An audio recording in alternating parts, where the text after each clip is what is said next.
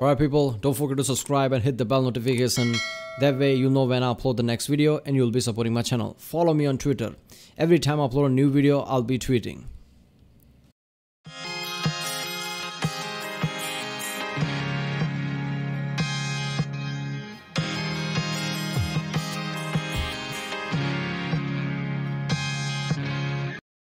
Ladies and gents, this is UX and this is 40k Lord, the Death Korps of Krieg by the channel Arch. Yeah, this is the last part, last few minutes is left. So far this has been awesome. The whole details about Death Korps of Krieg has been fucking ridiculous. I didn't know story like this ridiculous level existed in the Imperium of Men. But yeah, there you go. Death Korps of Krieg. This makes them really deadly, really effective, and trying to please the Emperor. And by watching the text-to-speech device, obviously which is not canon, Emperor probably doesn't even care about them or something. But yeah, that's always fun. Remember, if you like my reaction, don't forget to like, subscribe, check out the reaction. There's a link in the description. Check out the cards for place, the cards, and yeah. And tomorrow, I guess I'll be doing the Imperium of Man 2 by Lutin 09. So yeah, that's always fun. And also text-to-speech device, I'll also do that. Yeah, I guess I'll do that. Before that. So yeah, follow me on Twitter. There you'll know when I upload the next Warhammer video, I guess, because YouTube sometimes does not send notification. If the officers are the brain, the Death Korps riders its eyes and ears, and the infantry its lifeblood, then the Death Korps engineers are the strong hands of the army. They are the ones that dig the fortifications. They are the ones that prepare the positions for artillery. Post-human. Wait a minute, that's not where we were. Oh, this is where we were. And finally, of course, we come to the humble Krieg Guardsman. Yeah, simply There's Guardsman. Nothing particularly special about him, except for the fact that he is probably the toughest fighting man in the entire galaxy. Of course, except for the post-human variant. He's also equipped in a rather fascinating way. On one hand, he has a very high-tech and very powerful respirator unit, along with a fully chemically and biologically sealed uniform. Their boots, their gloves, their greatcoats, their helmets, their respirators, absolutely everything is worked with special chemicals. And the guardsmen are constantly supplied with fresh pots of this chemical to rub into I think he mentioned respirator twice there, because apparently that's the most famous thing about them. I've seen people make joke about the respirator too. I guess this has become iconic, right? Their clothing, making sure that he remains proof against practically anything and everything the enemy can throw at them. Once fully dressed up, a Death Korps guardsman is essentially invulnerable to any and all forms of bacteriological or gas-based warfare, with a few exceptions, the Life Eater virus, of course, being one of them. This near-total immunity allows the Death Korps to deliver large-scale gas attacks to the enemy, while still allowing their infantry to advance practically unscathed. And whilst this would be an extremely traumatizing and claustrophobic form of warfare for pretty much anybody, just imagine wandering through a battlefield. Bullets are whizzing all around you, your helmet is deafening the sound, your gas mask worked in with all kinds of chemicals stinks to high heaven, and your sweat causes it to stick to your face in a very uncomfortable manner. You can barely... Oh, thank you for painting that picture, man. Thank you so much. I feel like, during those 5 centuries of war, I think they fought more wars like World War I of our time here. Because, gas attack, this kind of mask and everything, the gritty way, how everything worked, basically feels very World War I-ish. Imagine that for 500 years of war, and this type of people comes out. See anything, and what you can see is constant boiling clouds of gas, and you are painfully aware that a single rift in your uniform will leave you dangerously exposed to said gas. This is the kind of situation that a lot of people would probably start panicking, but for a Death Korps guardsman, this is normal. They are after all trained to wear their gas masks at pretty much any and all times during the day.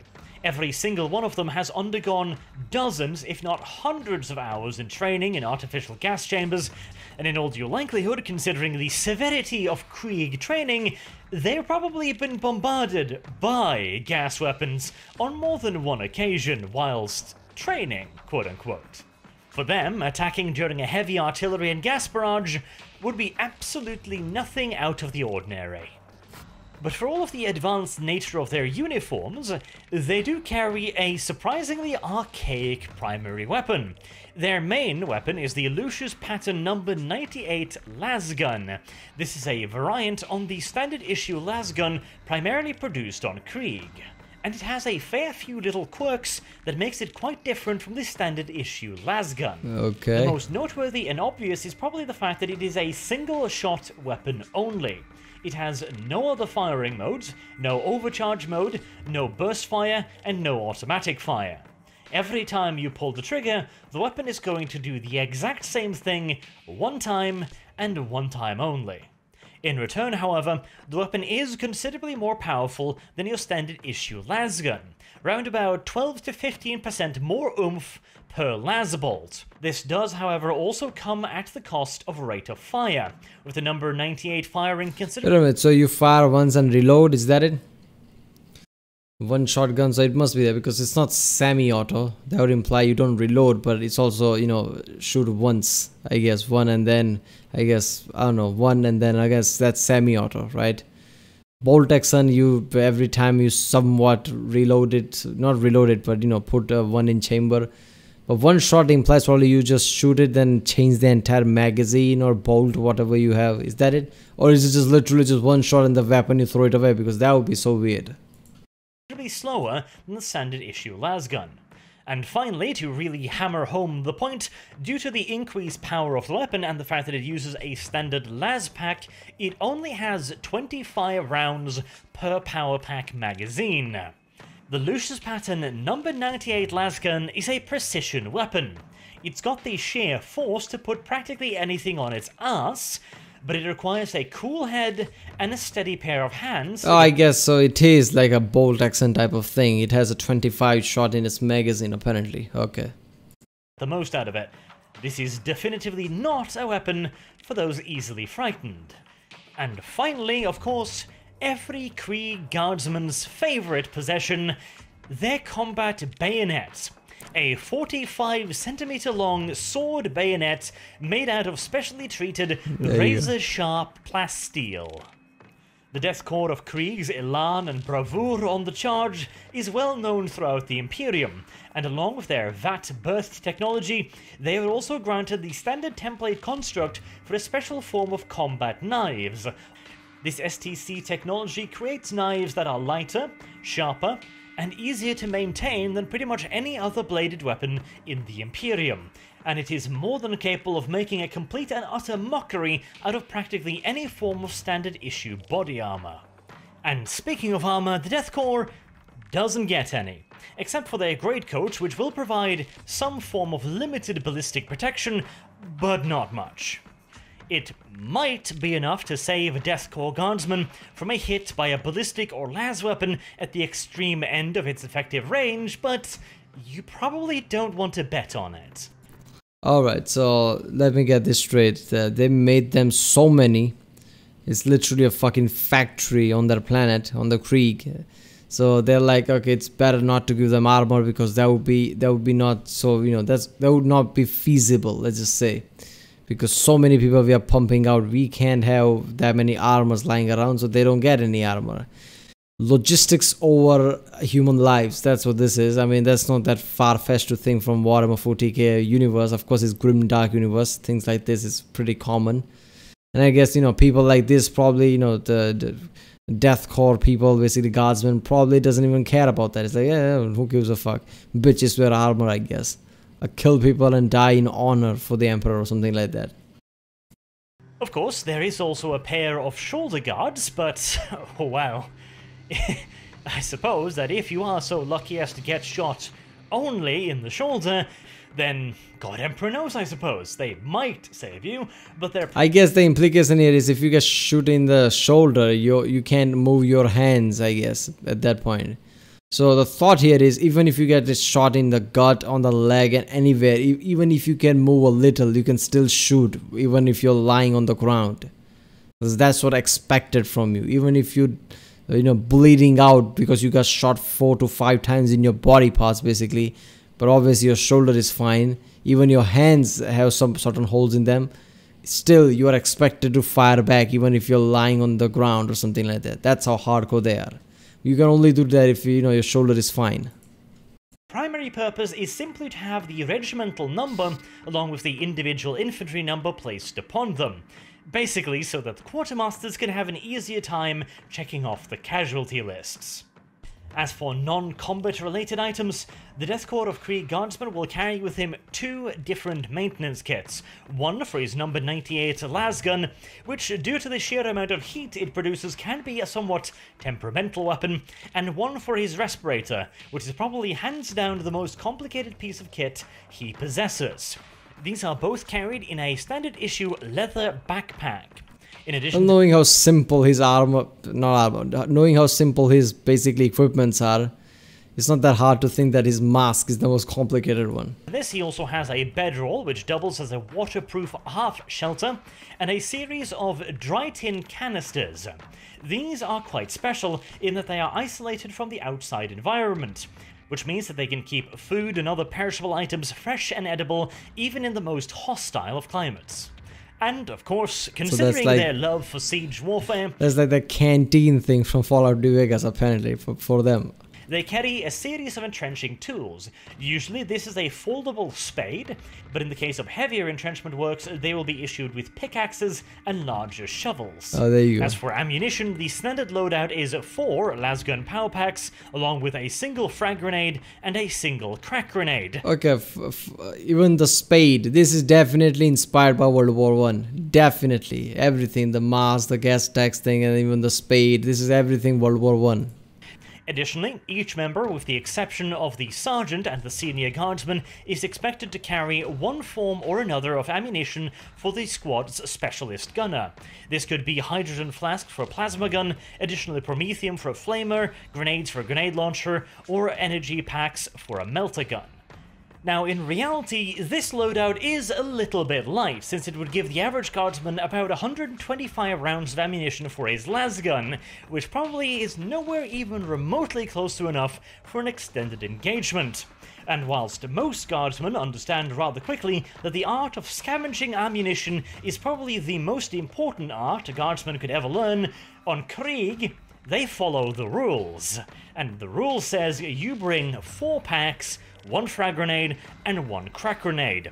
But luckily, their officers all come from the ranks that have previously gone through the exact same shit that they are going to have to go through now. And they realize that these rules are perhaps a little bit too strict. As such, whenever a formation is expected to enter into combat, their standard issue loadout is usually bumped up quite considerably. And then the final piece of kit issue. I like to imagine how this basically Krieg soldiers basically I like how Fallout players protagonists are constantly scavenging as soon as they go through areas and just basically reload every time, finding ammos from enemies and shit. Issued to every single Krieg guardsman is their shoulder pads. These are used to identify which platoon, which squad, and which regiment the guardsman is from, as well as identifying him to others as he receives his final piece of equipment, quote-unquote, that being his new name. In the Death Korps, you don't go by your old name. In fact, you don't go by a proper name at all. Yeah, you are simply issued a serial code and or a number. It's like this a goes hitman. true even for higher officers, and it might be reissued upon gaining a higher rank. For example, the commander of the entire regiment... Why do you care about your name? Who gives a fuck about you, man? You don't matter. The only thing matters is you dying in the name... in Emperor, so basically Krieg's name gets, I don't know, redeemed or something. You only do everything and live for the Krieg itself. You don't matter. Your personal nothing matters. So why should you have a name? This is so, and this is also like that Hitman, Agent 47 type of thing with the barcodes type of shit. It might simply be known as Alpha 1. This is partially done as a simple expedience because, well, Death Korps regiments are used to rather high casualty figures, and as such, being able to keep the list nice and easy and tidy is very valuable, and of course, it has symbolic value. Once a man joins the Death Korps and receives his number, he is, for all intents and purposes, already dead. All that remains now is for him to commit to and complete his final sacrifice. Then his name will be crossed off a list and he can go and sit by the Emperor's side, his sacrifice and duty finally complete. And with that, as the Guardsman's life officially ends and he begins his period of sacrifice, we'll wrap up this video on the Death Korps of Krieg. Let's be honest, in this universe, at least there is an afterlife somewhat. Because when you die, you definitely go back to the warp, if I remember correctly. At least that's confirmed. So it's not like, you know, you only get one life and after that it's nothing, right? Which is the argument most people, most rational thinking people think of now today. Why there is no evidence to think there is an afterlife or whatever. So, but at least in this one it is. You do go back to warp. So I guess that's second. It is somewhat true, right? I mean, not to sit beside the Emperor. Emperor probably don't give a shit about them. But at least their soul will go to the warp or something. And after going there, they'll realize, holy shit, we just ruined our life by giving up, you know, killing ourselves for the Emperor, since Emperor do not give a fuck about us, and we are stuck inside the warp now. Starting video on the Siege of Vrax series. I hope you've enjoyed this Siege entry, of Vrax. and I hope you'll stick with me for the rest of the Siege of Vrax. Until next time, I've been Arch. Thank you very much for listening. Alright, that's it. People told me to react to also the Siege of Vrax. Is that good? I don't know. Comment down if you want me to react to the Siege of Vrax. I guess if I get good enough comments and the likes, I'll probably do that. But tomorrow I'm definitely doing the Lutyens video, Imperium of Man Part 2. I guess I've waited long enough between the first part and second part. So yeah, it's gonna be fun. Alright people, if you like my reaction, don't forget to like, subscribe, so I know which type of videos should I react to more, which type of channels I should react to more. Comment down about anything, whatever, if I got something wrong, if I misunderstood something, what video you want me to react or anything. I guess I always read comments, even if I don't reply. And you know, check out the cast for the playlist of Warhammer 40k with all my Warhammer 40k reactions there. And check out the playlist too, Interhistorian, you know, JonTron, history, things like that. And yeah. Definitely check out my Twitter account. Subscribe and then check out the Twitter account, because I'll be tweeting every time I upload a new reaction video. So this way, it's, you know, if you only watch my Warhammer 40k reactions, this will be much easier, because I upload many videos in 24 hours. Sometimes YouTube does not send notifications, so you might miss a video here and there, because I'm planning to do 2 Warhammer 40k reactions from now on, if I can, because there are, you know, fan-made films too, and there are also lore videos too, so I like to do both of them. I'll do the Lutyens video and I guess text to space device or Hell's Reach or things like that, or something else. So yeah, definitely, you know, follow me on Twitter, and I'll see you next time.